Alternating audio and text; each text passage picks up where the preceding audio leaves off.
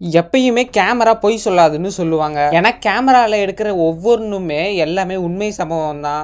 அப்படி உண்மையான கேமராவில் எந்த எடிட்டும் பண்ணாமல், கிராஃபிக்ஸ் பண்ணாமல், சிஜி இல்லாமல், இல்லாமல் இருந்த ஒரிஜினலான ஃபோட்டோஸை தான் நீங்கள் பார்க்க போகிறீங்க. அந்த ஒரு ஃபோட்டோவுமே ரொம்ப நார்மலான ஃபோட்டோ கிடையாது, ரொம்பவுமே விசித்திரம் மற்றும் அமானுஷ்யமான ஃபோட்டோஸ். ஸோ இந்த ஒரு வீடியோவில் நீங்கள் 5 ஃபோட்டோஸ் பார்க்க போகிறீங்க. இந்த 5 ஃபோட்டோஸுமே உண்மை சம்பவத்தில் எடுக்கப்பட்ட ஃபோட்டோஸ் தான், மற்றபடி எந்த ஒரு கிராஃபிக்ஸ் கிடையாது. சரி வாங்க, டைம் வேஸ்ட் பண்ணாமல் வீடியோக்குள்ளே போகலாம். இந்த ஒரு வீடியோவில் நீங்கள் முதல்ல பார்க்க போகிறது ஃப்ரெடி கர்கர் இன் பேக்ரவுண்ட். அதாவது இந்த ஒரு பிக்சரை பார்த்தீங்கன்னா 3 குழந்தைங்க இருந்திருப்பாங்க, ஒரு சேர் இருந்திருக்கும். ஆனால் அதுக்கு பின்னாடி தொப்பி போட்டு ஒரு மனுஷன் மாதிரி நிற்பான். அந்த மனுஷனை பற்றி என்ன சொல்கிறாங்கன்னு பார்த்தீங்கன்னா, அவன் ஒரு ஃபிலிம் சீரீஸில் நடிச்சிருக்கான். நைட்மேர் ஆன் ஸ்ட்ரீட் அப்படின்னு சொல்லி ஒரு படம் இருக்குது. அந்த ஒரு படத்தில் வர ஒரு கேரக்டர் மாதிரி இருக்கான் அப்படின்னு சொல்கிறாங்க. ஏன்னா அந்த படத்தில் வர அந்த கேரக்டர் வந்து ரொம்பவுமே டேஞ்சரஸான ஒரு கேரக்டர், ரொம்பவுமே ஒரு சைக்கோ த்ரில்லரான ஒரு கேரக்டர். ஸோ அந்த 3 குழந்தைங்களுக்கு நடுவில் எப்படி இவ்வளோ வருதுன்னா அப்படின்றது ரொம்பவுமே ஆச்சரியமாக இருக்குது. இதில் ஒரு 80% ஆஃப் த மக்கள் என்ன சொல்கிறாங்கன்னு பார்த்தீங்கன்னா எடிட்டடான ஃபோட்டோ அப்படின்னு சொல்கிறாங்க. அப்புறம் சில பேர் என்ன சொல்கிறாங்கன்னு பார்த்தீங்கன்னா, இது வந்து எடிட்டடான ஃபோட்டோ கிடையாது, இது அங்கே எடுக்கப்பட்ட ஒரிஜினலான ஒரு ஃபோட்டோ அப்படின்னு சொல்கிறாங்க. அப்போ எப்படி அந்த மனுஷன் அங்கே வந்திருப்பான்றது இன்னைக்கு வரைக்குமே ஒரு புதிராக தான் இருக்குது. இப்போ நீங்கள் சில பேர் சொல்லலாம், அது வந்து போஸுக்காக ஏதோ ஃபோட்டோ போஸுக்காக ஏதோ நிற்கிறான்டா அப்படின்னு. அப்போ நிற்கிறவங்க ஒழுங்காக தானே நிற்கணும், ஏன் ஒரு மாதிரி நடந்து போகிற மாதிரி நிற்கிறாரு? அடுத்ததாக இந்த ஒரு வீடியோவில் நம்ம 2ஆவதாக பார்க்க போகிறது the construction of Eiffel Tower. 1887 அப்போ தான் எந்த ஒரு ஈஃபில் டவரோட கன்ஸ்ட்ரக்ஷன் ஸ்டார்ட் ஆச்சு. அப்போ அந்த கன்ஸ்ட்ரக்ஷன் ஸ்டார்ட் ஆகிறப்ப எடுக்கப்பட்ட எந்த ஒரு ஃபோட்டோ தான் எந்த ஒரு பாதி ஈஃபில் டவர். ஆனால் இந்த கன்ஸ்ட்ரக்ஷன் எப்போ ஃபுல்லாக முடியுதுன்னு பார்த்தீங்கன்னா 2 வருஷத்தில் ஈஃபில் டவரை கட்டிட்டாங்க.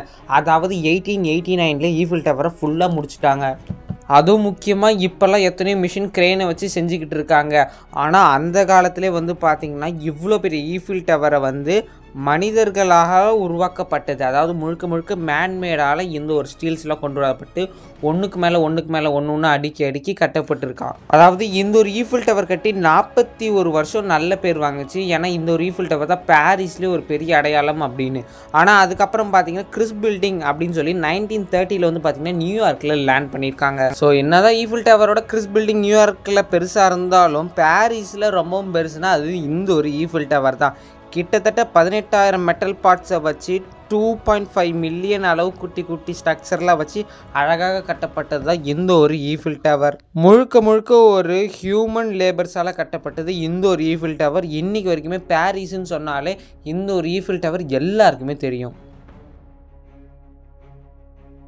ஸோ வாங்க அடுத்து நம்ம 3ஆவதாக பார்க்கலாம். இந்த ஒரு வீடியோவில் நம்ம 3ஆவதாக பார்க்க போகிறது நினா குல்கேனா அப்படின்ற ஒரு வித்தியாசமான பேரில் உள்ள எந்த ஒரு லேடி தான். என்னடா சொல்கிறேன், இவங்களுக்கு எதாவது கதை வச்சுருக்கேன் சொல்லு அப்படின்னா, இவங்கள வச்சு கதை இல்லைங்க, இவங்களே ஒரு கதை தான். எப்படின்னு பார்த்தீங்கன்னா 1960 காலகட்டங்கள் சோவியத் யூனியன் வந்து ஆழ்ந்துட்டு இருந்த காலகட்டம், அதாவது அவங்களோட எம்பையரில் இருந்த காலகட்டம்.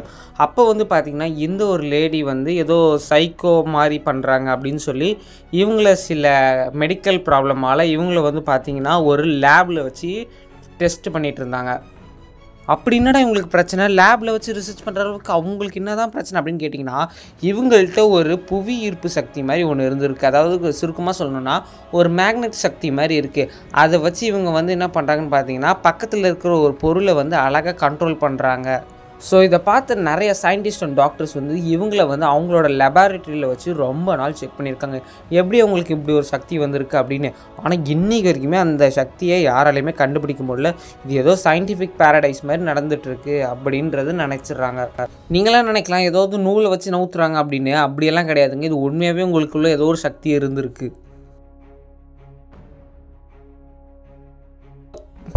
சரி ஓகே, அடுத்ததான் இந்த ஒரு வீடியோவில் நம்ம 4ஆவதாக பார்க்க போகிறது தி ஃபீனிக்ஸ் லைட்ஸ். ஃபீனிக்ஸ் லைட்ஸ்னால் என்ன, எல்இடி லைட்டா அப்படின்னு கேட்டிங்கன்னா சொல்கிறேன். மார்ச் 13, 1997 வருஷம் ஒரு 3 லைட்டு ஒரு சேம் டைரக்ஷனில் பறந்துக்கிட்டு இருக்குது. நம்ம நாட்டிலேன்னு கேட்டிங்கன்னா இந்தியா கிடையாது, வெளிநாட்டில். இதை பார்த்த நிறைய பேர் அப்போ யூஎஃப்ஓ அப்படின்னு சொல்லி ஒரு கதையை கட்ட ஆரம்பிச்சிட்டாங்க. அதுவும் ஒரு சாயங்காலத்துலேருந்து நைட்டு மாறுற காலகட்டம், அந்த நேரம், அந்த சாயங்காலத்துலேருந்து நைட் நேரத்தில் அந்த நேரம் வந்து கிட்டத்தட்ட ஆயிரக்கணக்கான மக்கள் வந்து ரோடு வழியாக போவாங்க இல்லையா. அப்போ இதை பார்த்து ரொம்பவுமே ஆச்சரியப்பட்டாங்க. டக்குன்னு ஃபோனு கேமரா எல்லாத்தையும் எடுத்து அதை ரெக்கார்ட் பண்ண ஆரம்பிச்சிட்டாங்க. ஸோ அவங்கள தாண்டி தான் அந்த ஒரு லைட்ஸுமே பாஸ் ஆகிட்டு இருக்கு. இது எல்லாமே வானத்தில் இடத்துல இருக்குது. ஸோ இதை பார்த்து நிறைய பேர் சொன்னாங்க ஒரு கிராஃப்ட்டு, இது வந்து ஒரு ஏதோ யூஎஃப்ஓ மாதிரி இருக்குது, ஒரு பிளெயின் அப்படின்றாங்க, சைலண்ட்டாக மூவ் ஆகுது அப்படின்றாங்க. ஸோ அதெல்லாம் பார்த்துட்டு பேருக்கு அது ஏதோ யூ ஷேப்பில் இருக்குது, அது கொஞ்சம் தூரம் அப்படியே ஸ்லோவாக மூவ் ஆகி அதுக்கப்புறம் வந்து பார்த்திங்கன்னா மறைஞ்சிடுச்சு. இதை கண்டுபிடிக்க எக்கச்சக்கமான பேர் என்ன வேணாலும் பண்ணியிருந்தாலும் கொஞ்ச நேரத்தில் மறைஞ்சதுனால அது எதுவுமே கண்டுபிடிக்க முடியல. ஸோ அது இப்போ வரைக்குமே அது ஒரு யூஎஃப்ஓ பறக்கும் தட்டாக தான் வந்து அது வந்து இப்போ பார்க்கப்படுது, மற்றவங்களுக்கும் சொல்லப்பட்டுக்கிட்டு இருக்குது. ஏன்னா இப்போ அதுவே ஏதோ ஒரு ஃப்ளைட்டு இல்லைன்னா வேறு ஏதோன்னா அது எங்கேயாவது லேண்ட் ஆகிருக்கணும்ல, அது எதுவுமே லேண்ட் ஆகல. ஸோ அது இன்றைக்கி வரைக்குமே அது ஒரு யூஎஃப்ஓவை தான் எல்லாம் பார்க்குறாங்க. சரி, ஓகே. அடுத்து இந்த ஒரு வீடியோவில் 5வது பார்க்க போகிறது the last photo of a lighthouse. நீங்கள் இந்த ஃபோட்டோவில் பார்க்குற இந்த 3 பேர் தான் அந்த லைட் ஹவுஸோட வாட்ச்மேனாக வேலை செஞ்சுருக்காங்க. அதாவது அந்த ஒரு தீவில் வந்து யாருமே இருக்க மாட்டாங்க, லைட் ஹவுஸ் மட்டும் சிக்னலுக்காக இருக்கும். அந்த சிக்னலை மட்டும் பார்த்து பராமரிக்கிறதா இவங்களோட வேலை. இவங்க மாற்றி மாற்றி வந்துக்கிட்டு இருப்பாங்க அவங்களோட டியூட்டி டைமில்.